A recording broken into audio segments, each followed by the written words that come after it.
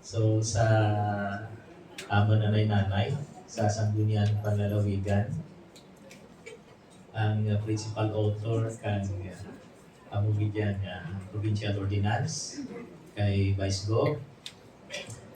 Sa ating mga vice mayors nga giatulad, sa ating SB members, mga SB secretary natin, sa ating DILG family, no, kay Provincial Director kay Sir Orlista, sa representative from the region.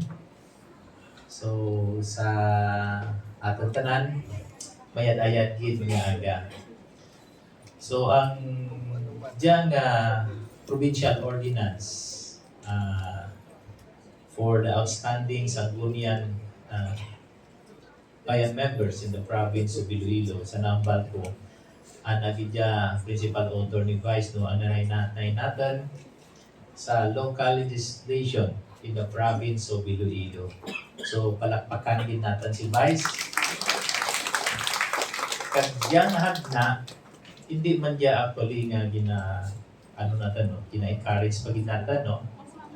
O kung ginaangkat pagid natin ang ating mga Sangguniang Bayan members nga mag-ubra pagid, no? Base magirinaway wala sanda ka diyan.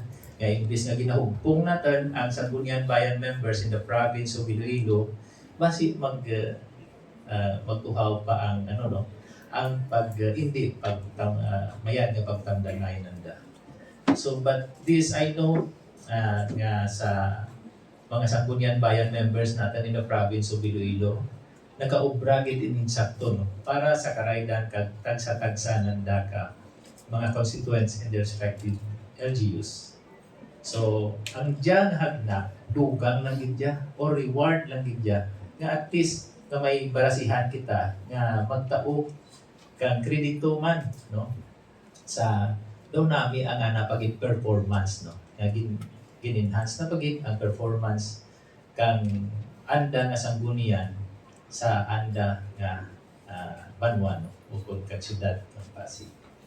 So with this, thank you gid kag welcome gid sa launching kag sanggunian most outstanding sanggunian in the province of Iloilo. Once again, good morning.